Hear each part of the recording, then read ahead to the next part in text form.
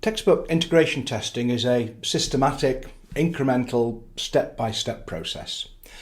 There are various strategies based on the build sequence and the integration test approach itself, but it's rarely performed that way. You need to understand why that is and what you can do about it. Now, like component testing, you need to find out what the developers are able and willing to do. There are many identifiable integration risks. Some can be found by inspection and some can be tested during component development. But what are these risks and how do you minimise the impact of the integration problems later?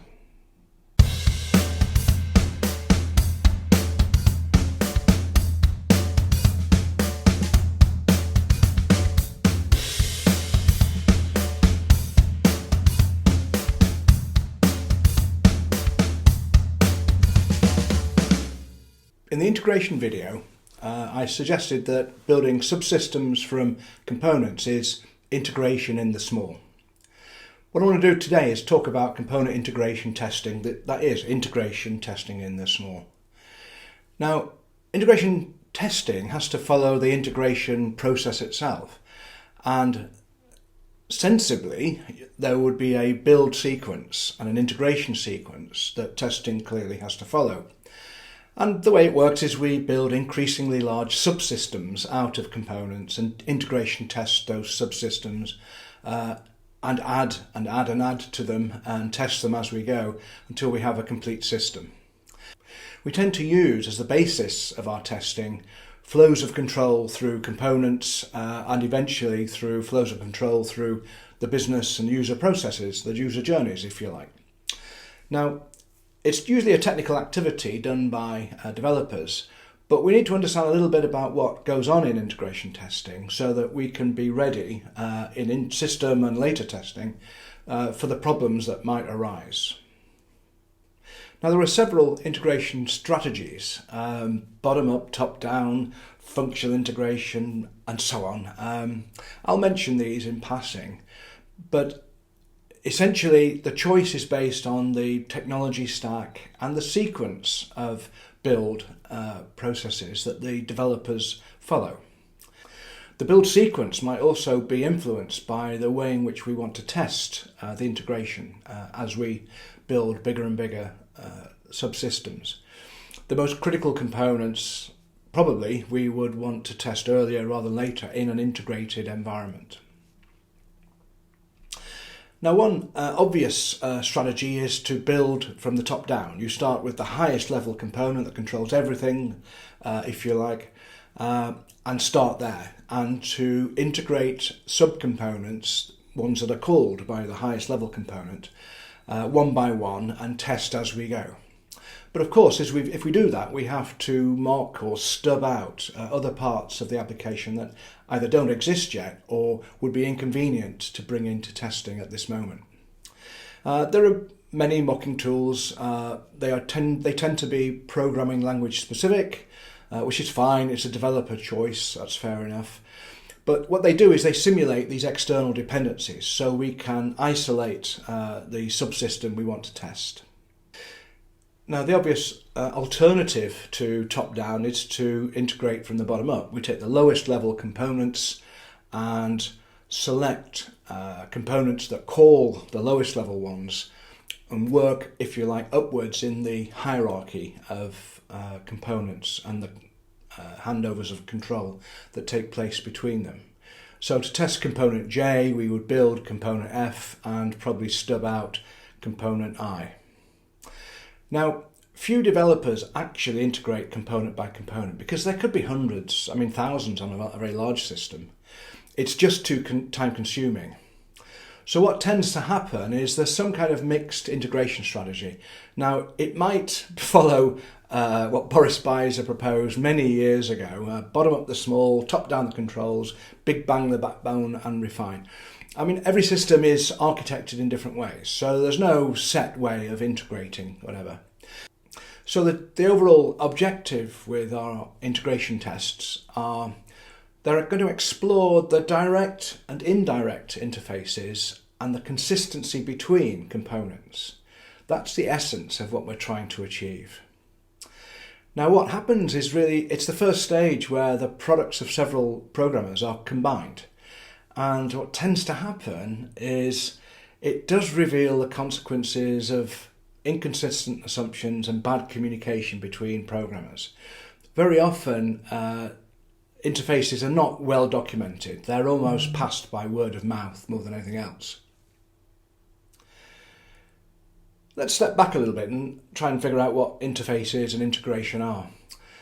I mean, is it reasonable to say interfaces and integration is simple? Well, we have component A and we have component B. And the simplest interface might be one component, A, tells another component to do something. And when B has completed the task, it hands over control back to component A. Is that all it is? Is it as simple as that? Well, obviously it's not.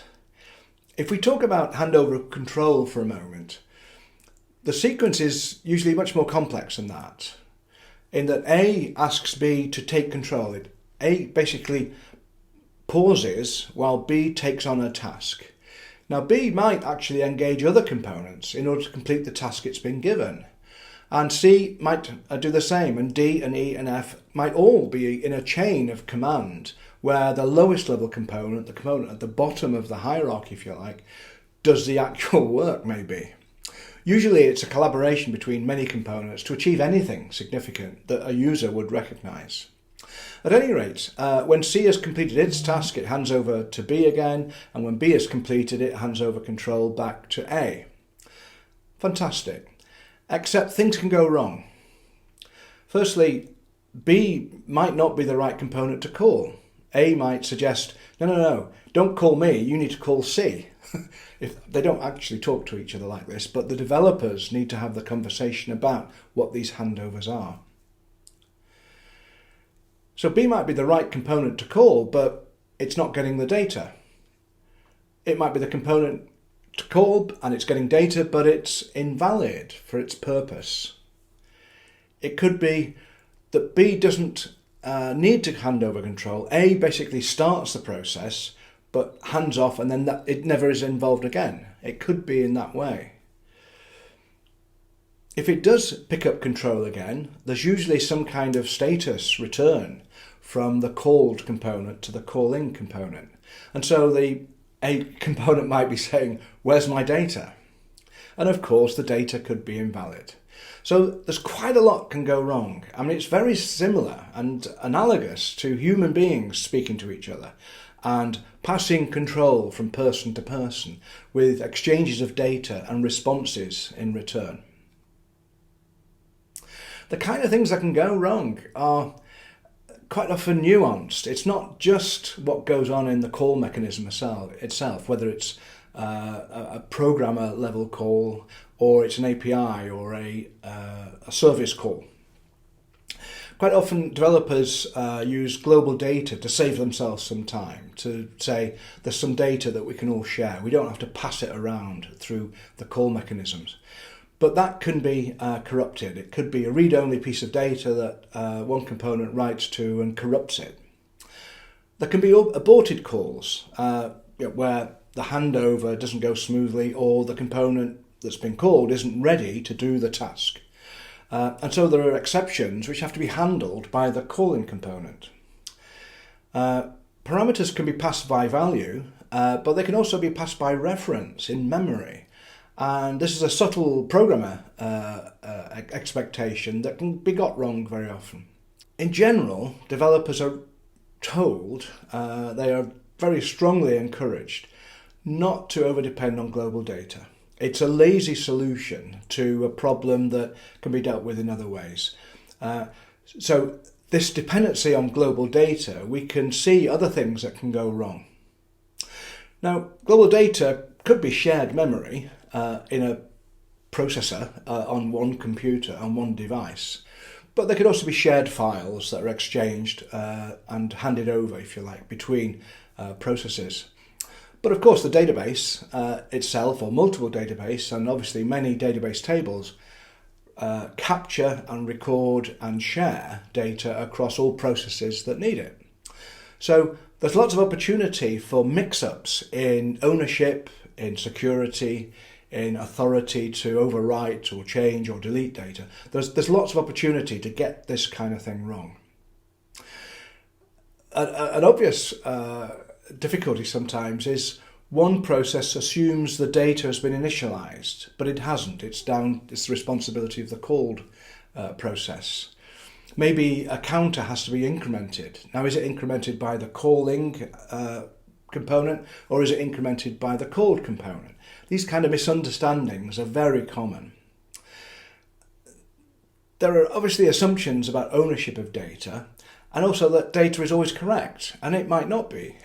Even though it's in a database, it might still need validation for its purpose to be used in another called component. One component might assume that some data is disposable and delete it, but this might be a disaster for all the other components that are reusing that same data. A component might be called once and operate perfectly using this shared data, but if it changes it, it could be that calling it again without some preparation by the calling component, it might fail because of this difficulty of re-entry, and it's not a context that is reusable, you could say. Now, when you talk to developers and you say, what are this sorts of problem that could occur in integration, like I've just mentioned, and there are probably many more that you could talk about, it's not reasonable to expect the developers to test all of these in great detail. But some checks can be done by inspection. So where there is a calling component and a called component, the mechanism for handover of control or passing of data, that can be often checked by inspection, just by a code inspection. Now, some risks are naturally checked as the developers build components one by one and integrate as they go, and they will do it by eye and by ad hoc testing and informal testing for sure. But there are obviously risks that are more nuanced and subtle that are left behind. So you have to have conversations with the developers on what could go wrong in integration, because you know that the things that they don't test are likely to fail later on in system testing and later on than that. So a key question to ask is, do they actually communicate well? Do they talk to each other about integration? Do they document it in any other way? Do they talk about assumptions that are being made and are safe and not so safe? At any rate, expect to see integration problems later if developers don't communicate well or at all. If you want to know more about the concepts I'm talking about in the Glossary of Terms videos, it will probably help you if you take a look at the Leadership in Test online class that I created a year or two ago. It covers some of the topics in more detail and obviously provides more of a structured approach to explanations of the concepts, and also gives you some idea of how to do some of the things that I talk about. I hope you can take a look at it and get value out of it. The link is below, bit.ly/leadintest.